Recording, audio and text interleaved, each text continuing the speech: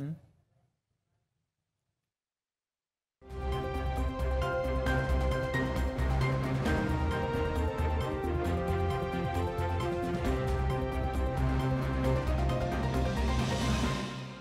and welcome to ILTV's Israel Weekly, where we discuss the latest in Israel's geopolitical developments. I'm Aaron Porras, and with me today in the studio are Professor Moshe Amirav from the Hebrew University of Jerusalem, Dr. Mordechai Kedar from the Begin Sadat Center for Strategic Studies and Bar Ilan University, and finally, Ran Barrio Shafat, an attorney, public diplomacy expert, and lecturer. And today we'll be focusing on Argentina's recent decision to call for the arrest of former President Cristina Kirchner and the passing of a new law here in Israel through the first reading, which could prevent businesses from operating on the Sabbath. So first, current Senator and former President of Argentina, Cristina Kirchner, is ever closer to being arrested for her alleged role in covering up Iran's involvement in the 1994 Amia Jewish Center bombing. The attack in the heart of Buenos Aires, which is thought to be the work of Iranian-backed Hezbollah guerrillas, killed 85 people. Well, now a recently published document dating back to 2013 provides evidence of the alleged agreement between Kirchner and Iran, detailing how Iran would be absolved of involvement in the bombing in return for Iranian oil. La presidenta Cristina Fernández de Kirchner le ordena a su canciller que hay que desinvolucrar, por los motivos que ahora voy a explicar, a Irán de la causa AMIA. Nada de lo que se hace acá es sin la directiva expresa de la presidenta. Esta no es una suposición por pensar que la presidenta maneja en general el gobierno del país. Está específicamente probada la cercanía y cómo se la consulta.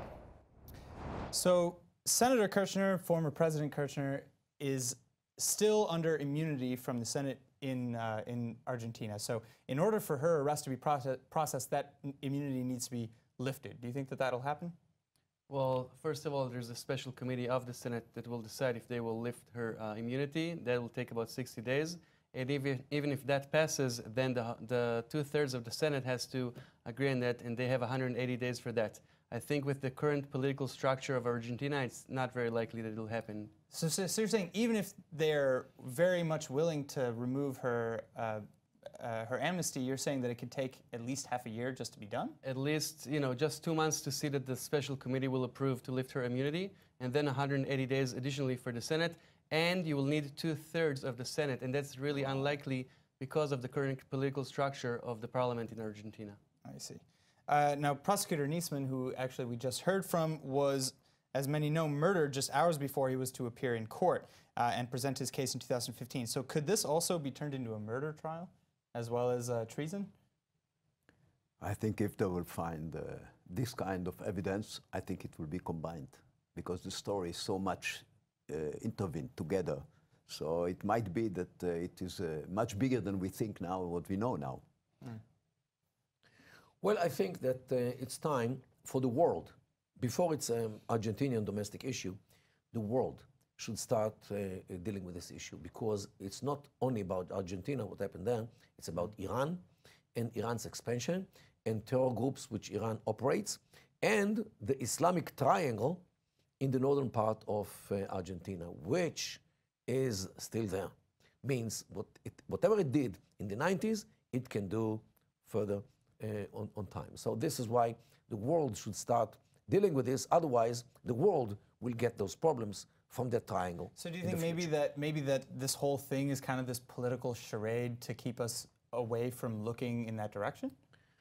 Definitely. I think that Argentina here is afraid that the world will start asking questions about what happens inside Argentina and the ramifications of what happens inside Argentina to other countries in the world. Wow. Okay. So this has nothing to do with solving a crime and doing what's right. It has to do with this, but it's only the tip of the iceberg, because the part which so far the world is not aware of is much bigger. Yeah. I think we have to remember we're looking at it from an Israeli perspective or a Jewish perspective, but she is accused of treason, regardless of the Jewish issue or the Israeli issue. What is allegedly assumed is that she had a deal with the Iranians, meaning she let them investigate the situation in order to get some sort of a deal with better oil prices. Sure. That's going against your own state. So forget about the Jews and the Israelis. That's a crime in Argentina that she's committed. plus, you know, it seems like she's not 100% kosher. Her bank account has grown about 10 times since before she became president and until today. So something is not kosher there. It doesn't mean that she is in charge of the murder or that she's in charge of, you know, the bombing in Argentina, obviously. But it means that it needs to be investigated. So do you think that treason is actually a little bit too harsh or not harsh enough then of a charge here? Well, we'll have to let the Argentinians to decide how they see it. But it seems like her whole behavior is a little bit weird, and so at least an investigation should take place. The thing is that, again, forget about the Jewish perspective. It's a very long legal process in order to lift her immunity. So, you know, the best case scenario, it'll be a long case, a long story that will end up only in a number of years and not in the near future. That's my estimation. You mentioned earlier the possibility of this happening in the future, but do you think that there's a probability of something like this occurring in the future? Of course, Iran takes advantage of every infrastructure which Iran has all over the world. We saw it in Kazakhstan, we saw it in India, we saw it in many places, and they actually take advantage of populations which either indigenous, and they are Shia, or immigrants, like in Argentina. And definitely they are a potential recruiting basis for Iran, and to hide people and to train people and everything which they want, because this triangle in the northern part of Argentina is almost a no man's land. It's their territory.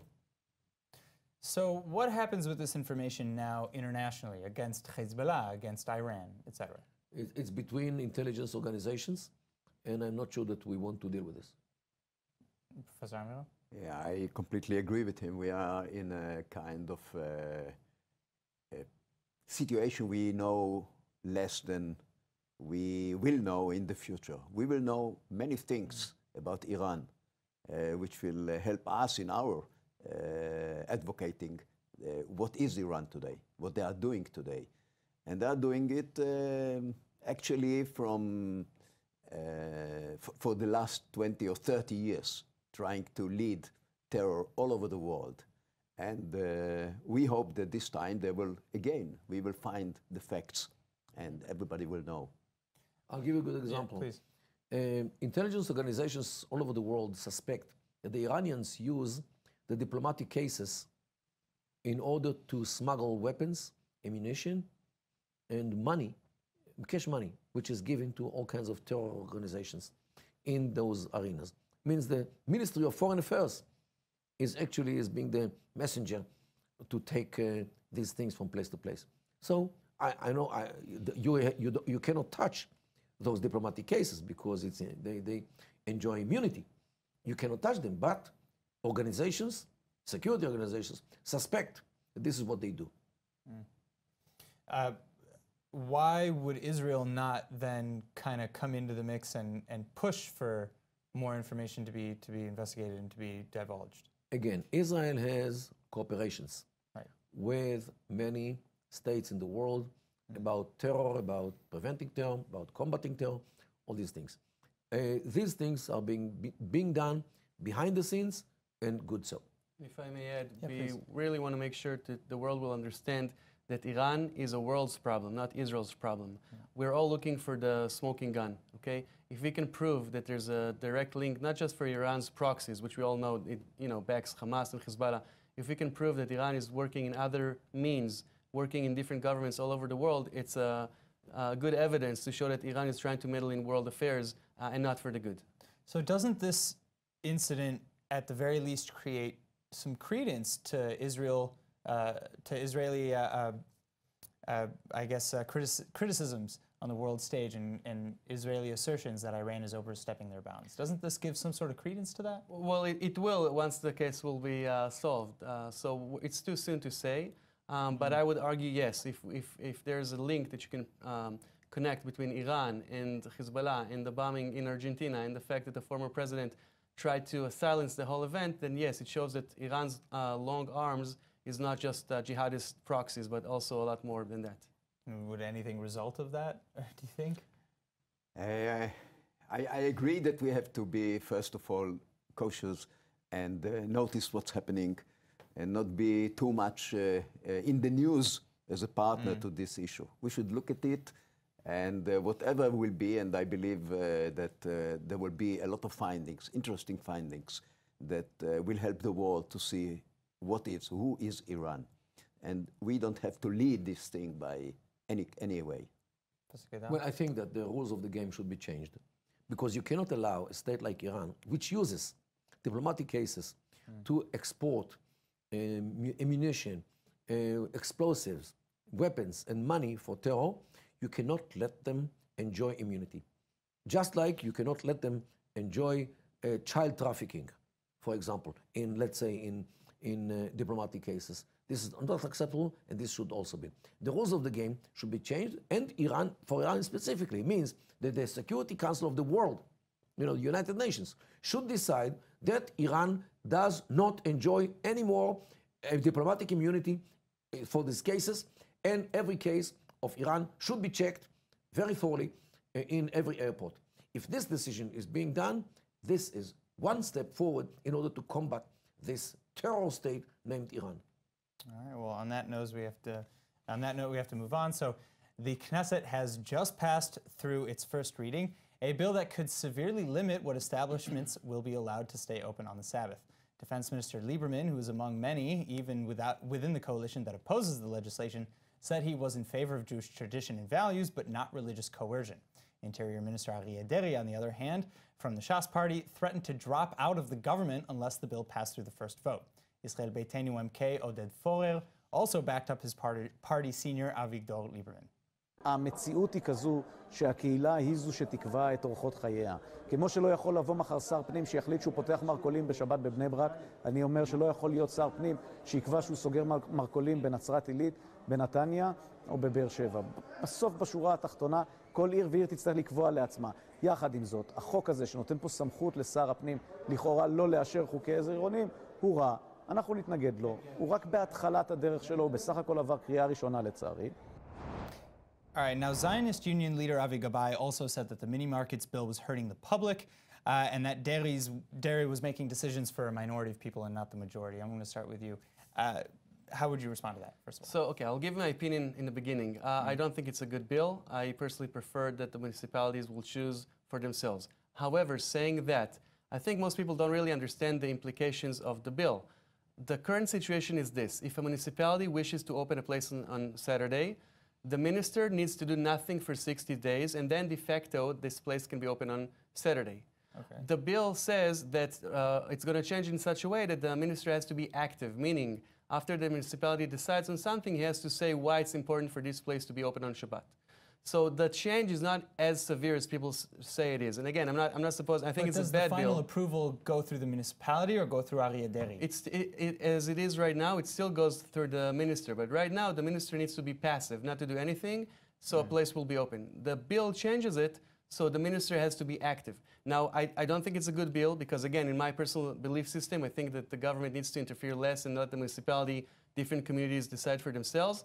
But to be honest, it's not that dramatic. I think it's a bad bill. It's not that dramatic. Furthermore, let's be honest, even in America, which is like the queen of separation of church and state, and definitely in Europe and in most countries, you have a day of rest.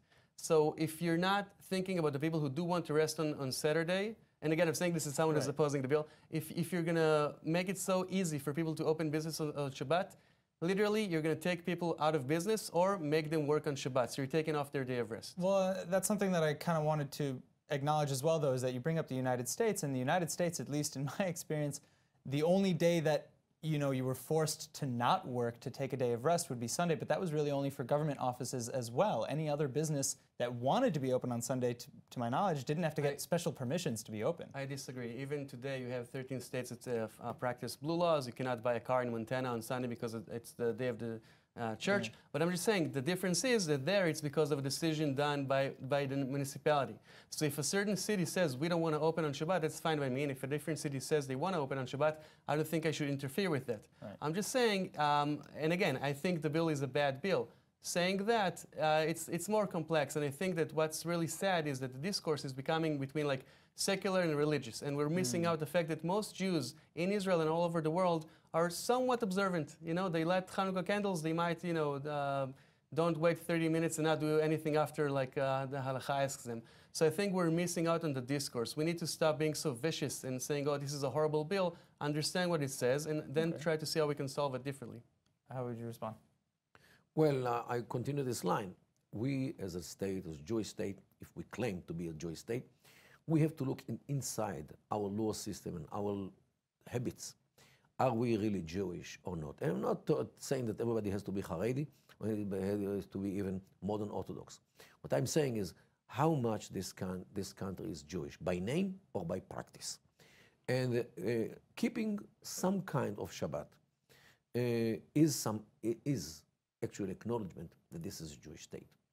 I'm not saying that everything should be closed, like in Bnei Brak or in Mea Shearim, but we cannot allow regular day to be on Shabbat with everything as it is, like in Sunday, Monday, or Tuesday. But it's already not that way. And it's a matter of culture and who are we, who do we want to be, what is the message which we want to send out to Jews and non-Jews alike.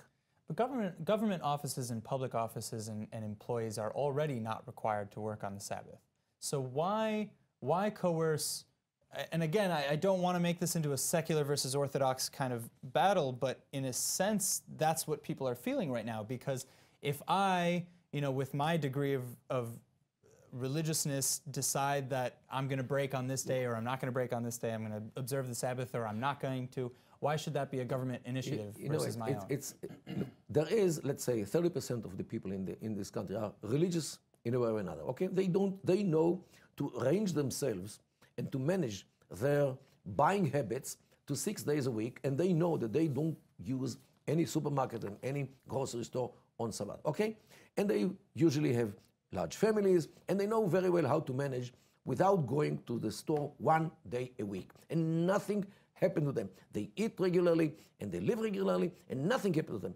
I think that's a matter of how you switch your mind, how you manage your life. If everybody knew that everything is closed on Shabbat, means groceries and supermarkets as well, everybody would manage. Everybody would manage, just like the 30% of the population. It's not 1%, 30% who are religious in whatever extent they are religious. So it's all matter of mindset and how you manage your life. If garages are not open on Shabbat, and everybody manages doing 6 days to take care of the cars. The same thing should be when it comes to buying whatever you have to buy in a grocery store. Why not? Yeah. If we compare it to other countries, in the Norwegian countries, for instance, the Scandinavian model, they say, well, you can work, but you cannot have others work for you, okay? Because it is important to have to give a day of rest to the people. Now, here's a scenario. Let's say you have one store that's open on Shabbat and one that's closed on Shabbat. You're taking the one that's closed on Shabbat out of business, or you're forcing the person to work there. Again, I think the community needs to decide, but I just want to be devil's advocate and explain why this is not so simple to say. Furthermore, if you would visit, Frankfurt in Germany, I had a tour there a number of months ago, and I was with an Israeli friend, and she was like, "Oh, everything is closed on Sunday." I was like, "Yeah, they have a day of rest as well." So she wanted to go on a shopping spree, but she wasn't able to do so. So again, my opinion should be according to the community, but it's not so easy to say, "Oh, it's only progressiveness that needs to win here, and everyone should do whatever they want." Professor Amirav, I haven't heard from you. I'm not religious. I'm very secular Israeli, but I have to say that on the issue of Shabbat, I am very much in favor of what my friend is saying. I think we have to adapt some signs of this country, of this state, Israel. And one of them is the Shabbat. And I'm saying it as secular. And I think that whoever finds Sunday or another day, we have the Shabbat. And it's not such a disaster as some of my friends, the secular ones, are putting it. Like we are going into a new Iran, that we will have to, it's actually we need a day of rest. And Shabbat is a very good day, as any other day. So why have all this kind of quarrel about what? Shabbat, for me, is a day not of shopping and not of going to other places, shopping or whatever. I think it has to be a special day for families in Israel, for my children and grandchildren. And that's why very much agree with him that we have to look at it in a different way, not in the more, I would say, pragmatic or liberal way on the Shabbat. People call it quality time. Yeah. Just imagine how much it will contribute to the stability of the Jewish family, of the family here in Israel. If everybody knows that on Shabbat, you sit with your children, you listen to them, you talk to them. How much time do parents have through the week to sit with the kids? How much is it important for the cohesiveness of a family? That they see a father, they see a mother who is not a rush, who's not a, let's go there, let's go there. We don't have time to you, talk to me later. So okay, 1 day a week. So why not? So we're not worried at all about, you know, maybe bringing in olim from other countries who are used to that sort of standard of living of having more things available on the weekend, or bringing in tourism on the country, you know, on long day weekends and things like that from Europe, who will say, oh, you know, let's not go to Israel anymore because there's nothing to do on the weekend. And we're not worried about any of this. We're more open than Europe when it comes to that. Again, if you go in Frankfurt, if you go to the UK, whatever, you'll go there on a Sunday, it's closed.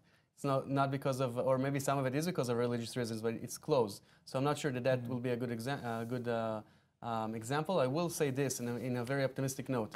I think that in general, the state of Israel, despite of what people say, the state of Israel is becoming more secular. The people of Israel are becoming more religious. So I hope, this is what I hope for, is it'll not be something with legislation, it will be a norm. Just like we in this studio were able to say, yeah, it's something that's important for us. We're not going to force anyone, but we want to make sure to respect it. And I think that, you know, Ra'anana is a great example. Ra'anana has a big street, it's a secular city, but Achuza is all closed because people prefer it to be closed because it's better for everyone. So then, okay, my final question then on the subject is, if the people are more coming around to this sort of idea of having a Shabbat being dictated by law, why would the Interior Minister Deri need to resort to such theatrics of threatening to quit the government and you know, basically hold his coalition hostage in order to pass this legislation?